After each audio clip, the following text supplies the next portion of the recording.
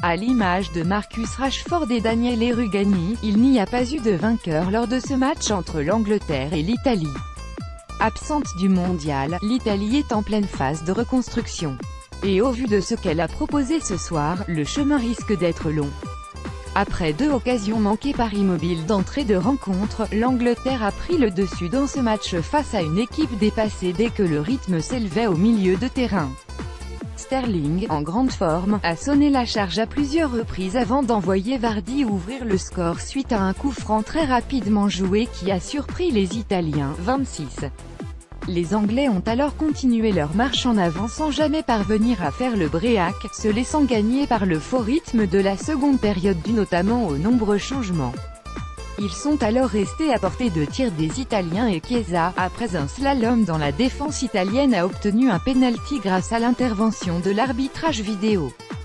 Lorenzo Insigne l'a transformé, 87, et a permis à l'Italie de se rassurer légèrement après la défaite subie face à l'Argentine. Le film du match le stop et les flops, Immobile imprécis, Sterling rayonnant, Ciro Immobile aurait pu mettre l'Italie devant au tableau d'affichage dès le début de ce match.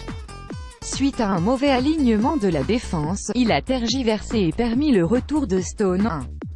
2 minutes plus tard, Stone s'est perdu dans ses dribbles et en a également perdu le ballon. Il est ensuite bien revenu pour contrer la frappe de ce même Immobile, 3. Une tête au-dessus de la transversale, 15, et voici 3 grosses occasions ratées par l'attaquant italien. Avant son but, Insigne a été transparent tandis que le jeu transalpin penchait plus côté droit avec un Candreva très en jambes.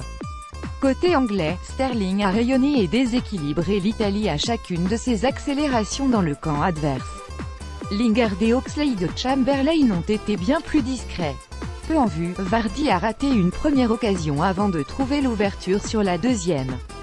Sur une erreur d'inattention, Tarkowski a offert le but de l'égalisation à Insigne en laissant traîner son pied sur celui de Chiesa.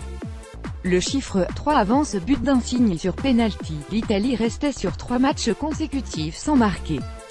Les 2 rencontres contre la Suède en barrage puis celle face à l'Argentine vendredi. Le dernier but inscrit par les Italiens datait ainsi du 9 octobre contre l'Albanie et était l'œuvre de Candreva. C'est une triste série de plus de 350 minutes qui a donc pris fin ce mardi soir.